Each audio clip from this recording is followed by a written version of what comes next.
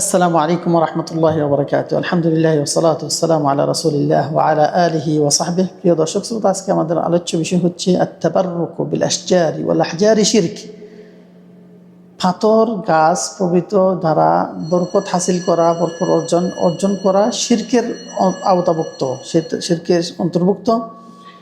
এ ব্যাপারে আল্লাহ সুবহানাহু ওয়া তাআলা ইরশাদ করেন, বা'দা আউযু বিল্লাহি মিনাশ শাইতানির রাজীম, أفرأيتم اللات والعزى ومناة الثالثة الأخرى ألكم الذكر وله الأنثى تلك إذا قسمة ضيزى إن هي إلا أسماء سميتموها أنتم وآباؤكم ما أنزل الله بها من سلطان إن يتبعون إلا الظن وما تهوى الأنفس ওয়ালাকাদ জাআহুম মির রাব্বিহিমুল হুদা। প্রিয় দর্শক শ্রোতা, এই আয়াত সমূহে আল্লাহ সুবহানাহু ওয়া তাআলা ইরশাদ করেন, তোমরা কি দেখেছো লাত এবং উজ্জা এবং মানাত, তৃতীয় মানাত, যে তৃতীয় মানাত সালিসাতুল উখরা, তৃতীয়ত যে মানাত রয়েছে তার ব্যাপারে তোমরা দেখছো? তোমাদের জন্য ছেলে সন্তানগুলো নির্ধারণ করো এবং আল্লাহর জন্য কন্যা সন্তান নির্ধারণ করো। এটা না কেমন একটা বেইনসাফি, কেমন একটা বেইনসাফি। এই সমস্ত বিষয়গুলো যেগুলোর নাম তোমরা নির্ণয় করেছো, তোমরা এবং তোমাদের পিতাদয়েরা, আল্লাহ সুবহানাহু ওয়া তাআলা এই ব্যাপারে কোনো হুজ্জত বা দলিল অবতরণ করেননি বৈধতার ব্যাপারে। তারা শুধু তাদের ধারণার উপরেই চলছে এবং তাদের নফসের লালসা বাসনা পূরণ করছে, অথচ তাদের রবের পক্ষ থেকে তাদের নিকটে হেদায়েত আনয়ন হয়েছে, হেদায়েত এসেছে, তারপরে তারা সেগুলোতে লিপ্ত রয়েছে। এই আয়াতগুলোর মর্মার্থ হলো, আল্লাহ সুবহানাহু ওয়া তাআলা মুশরিকদের সম্পর্কে, তাদের ইবাদত সম্পর্কে বলছেন যে তারা যা করছে, এই সমস্ত মূর্তি পূজা এবং এই সমস্ত মূর্তিগুলো, মানাত আল-আওথানগুলো, যে সমস্ত মূর্তি এবং গাছ, পাথর, এই সমস্ত জিনিসের তারা পূজা করছে যে, এবং আল্লাহর জন্য তারা যে কন্যা সন্তান নির্ধারণ করছে, ফেরেশতাদেরকে কন্যা বলে আখ্যায়িত করছে, এটা না কেমন বেইনসাফি, কতই না অত্যাচার, কত বড় অত্যাচার, যে ইনসাফের ক্ষেত্রে, ভাগবন্টনের ক্ষেত্রে কত বড় একটা জুলুম এবং বেইনসাফি হচ্ছে যে তোমরা নিজের জন্য পুরুষ সন্তানকে নির্ধারণ করো আর স্ত্রী কন্যা সন্তানদের আল্লাহ তাআলার সন্তান হিসেবে আখ্যায়িত করো। তো এই সমস্ত কাজগুলো যে কাফেররা করতো, মুশরিকরা করতো, সেগুলোর আল্লাহ তাআলা প্রতিবাদ জানাচ্ছেন। এবং তারা যে সমস্ত মূর্তি পূজা করত, গাছ বা পাথর তরুলতা পূজা করত, তারা সেগুলোর ব্যাপারে আল্লাহ তাআলা ঘৃণিত একটা প্রতিবাদ সেখানে উপস্থাপন করছেন। এবং এগুলো মাত্র তাদের মনের ধারণা, সত্য বাস্তবে কোনো কিছুই সেগুলো সত্য নয়, বরং আল্লাহ সুবহানাহু ওয়া তাআলা এগুলোর ব্যাপারে, এগুলোর পক্ষে কোনো কোরআনের আয়াত নাজিল করেননি, ইসলামে কোনো শরীয়ত বিধান জারি করেননি সেগুলা বৈধতার ক্ষেত্রে। তবে সেগুলো অবৈধ, এগুলো নিঃসন্দেহে, যেহেতু আল্লাহর সাথে শরীক করা হয় এগুলোর মাধ্যমে। তো এখানে আল্লাহ তাআলার পক্ষ থেকে যদি কোনো হুজ্জাত সেগুলো বৈধ হইতো, তাহলে অবশ্যই কোরআনে কোনো আয়াত আল্লাহ তাআলা নাজিল করতেন। যেহেতু সেখানে আল্লাহ সুবহানাহু ওয়া তাআলার পক্ষ থেকে কোনো বিধান আসেনি সেগুলোর বৈধতার ক্ষেত্রে, অবশ্যই সেগুলো অবৈধ, তোমরা সেগুলো থেকে বিরত থাকো, এটি আল্লাহ তাআলার নির্দেশ। আর আল্লাহর নির্দেশ পালন করতে হবে, শুধু আল্লাহরই ইবাদত করতে হবে, আল্লাহর সাথে কাউকে শরীক করা যাবে না।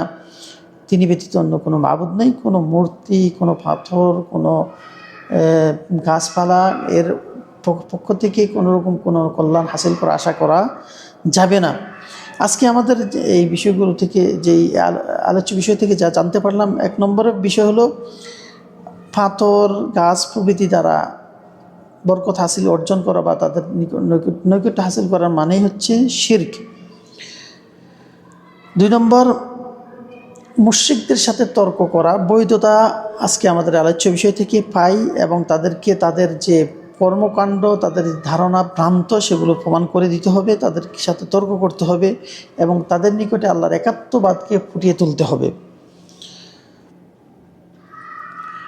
আর কোনো কিছু এবাদতের ক্ষেত্রে বৈধতার জন্য অবশ্যই দলিল লাগবে। দলিল ছাড়া কোনো এবাদত বৈধ হবে না। কোরআন যদি কোনো দলিল বা রাসূলুল্লাহ সাল্লাল্লাহু আলাইহি সাল্লামের পক্ষ থেকে কোনো হাদিস যদি না পাওয়া যায়, তাহলে সেটা বৈধ এবাদত বলে গণ্য হবে না, বরং কি সেগুলা এবাদতের বিপরীত শিরক বা বেদাত হয়ে যাবে। আর মনে যা চায় তা যে সঠিক হবে বা ভালো হবে তা কোনো কথা নয়, বরং কি যেটা দলিল ভিত্তিক বৈধতা রয়েছে তাই আমরা করব, যেহেতু ইবাদতের ক্ষেত্রে দলিল থাকা প্রযোজ্য। আর রাসূলুল্লাহ সাল্লাল্লাহু আলাইহি সাল্লাম একদিন একটি গাছের পাশ দিয়ে গমন করছিলেন এবং তিনি তখন হুনাইনে যাওয়ার ক্ষেত্রে একজন সাহাবী বলতেছেন যে আমরা রাসূলুল্লাহ সাল্লাল্লাহু আলাইহি সাল্লামের সাথে হুনাইনের দিকে রওনা দিচ্ছিলাম এবং আমরা ওই সময় নতুন মুসলিম হয়েছিলাম। এমত অবস্থায় যাতু আনওয়াত নামে একটা গাছের নিকটে আমরা গমন করি। সেখানে সেই গাছের নিকটে গিয়ে আমরা রাসূলুল্লাহ সাল্লাল্লাহু আলাইহি সাল্লামকে বললাম, ইয়া রাসূলুল্লাহ, আমাদের জন্য যাতু আনওয়াত নামে এই গাছটিকে বরকত হাসিলের একটা মাধ্যম বানিয়ে দিন। যেমন তাদের কাফের মুশরিকদের যেমন যাতু আনওয়াত রয়েছে, আমাদেরকে এই গাছটিকে, বড় এই গাছটিকে আমাদের জন্য বরকত হাসিলের মাধ্যম করে দিন, নির্ণয় করে দিন। তখন রাসূলুল্লাহ সাল্লাল্লাহু আলাইহি সাল্লাম রাগান্বিত হয়ে বললেন, আল্লাহু আকবার, ইন্নাহাস সুনান, যে আল্লাহু আকবার, আল্লাহ মহান, এটাই হচ্ছে নিয়ম। রিয়াজ চলে আসছে যে তিনি সাল্লাল্লাহু আলাইহি সাল্লাম এই কথা বলতে গিয়ে বলছেন, কুলতু ওয়াল্লাযী নাফসি বিয়াদিহি কামা ক্বালাত বানু ইসরাঈল লিমূসা ইজআল লানা ইলাহান কামা লাহুম আলিহা ক্বালা ইন্নাকুম কওমুন তাজহালুন। তোমরা এমন একটি কথা বলে ফেললে যে কথাটি যেমন কথা বলেছিল মুসা আলাইহিস সালামের জাতি, তার কওম, তারপর যারা ঈমান আনয়ন করলো, তারা যখন বলল আমাদের জন্য একজন মাবুদ নির্ধারণ করে দিন, যার ইবাদত আমরা করব, উপাসনা আমরা করব, আল্লাহর সাথে আরেকজনে মাবুদ আমাদের নির্ধারণ করে দেন, স্থাপন করে দেন। তোমরা একই কথা বলেছ যে যেমন মুসা আলাইহিস সালাম মুসা আলাইহিস সালামের জাতি তাদের নবী মুসা আলাইহিস সালামকে বলেছিল। তো এটাই হচ্ছে রিয়াজ, মানুষের মধ্যে এই ধারণা চলে আসছে যুগের পর যুগ যে তোমরা একই কথা বলছো যে আমাদের জন্য আরেকটি প্রভু বা মাবুদ নির্ধারণ করে দেন, যার নিকট থেকে আমরা বরকত হাসিল করব, যাকে আমরা ডাকবো, যার নিকটে আমরা আর্তনাদ করব। একই কথা তোমরাই বলেছ। লা তারকাবান্না সানানা মান ক্বাবলাকুম, তোমরা অবশ্যই তোমাদের পূর্ববর্তী আমার এই উম্মত তাদের পূর্ববর্তী জাতিদের পদাঙ্ক অনুসরণ করবেই। এই হাদিসটি ইমাম তিরমিজি সহিহ বলে আখ্যায়িত করেছেন এবং তার তিরমিজি কিতাবে উল্লেখ করেছেন। আর এই হাদিসের মর্মার্থ হলো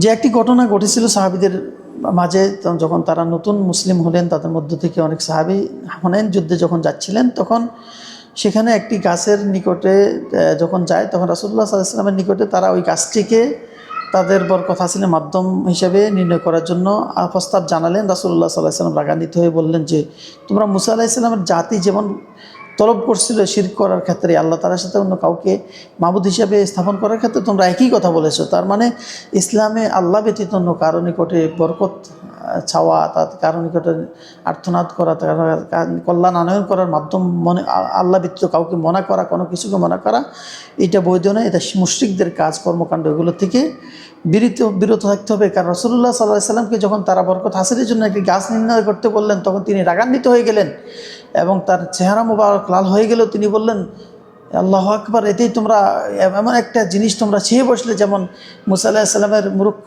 জাতি যখন তার কাছে চাইল যে আমাদের জন্য আরেকটি মাবুদ নির্ধারণ করেন, যার ইবাদত উপাসনা আমরা করব, তোমরা ঠিক একই কথা বললে। তাহলে এই কথাটি বলাটা কত বড় মারাত্মক এখান থেকে ফুটে ওঠে।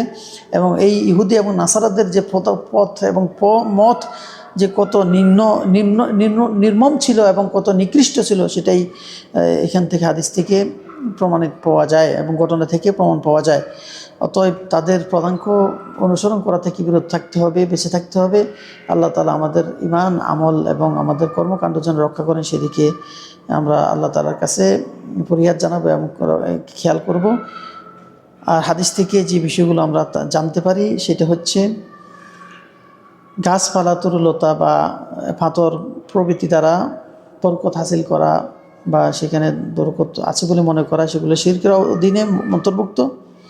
যে সমস্ত ইসলামে একটি বিষয় রয়েছে, যে সমস্ত বিষয় বা বস্তু বা ব্যক্তির মধ্যে বরকত আছে বলে কোরআন হাদিসে উল্লেখ আছে, সেগুলো ব্যতীত অন্য কোনো কিছু, এমন কোনো কিছু ধারণা করে বরকতময় মনে করাটাও সেটা শিরকের অন্তর্ভুক্ত, তা করা যাবে না।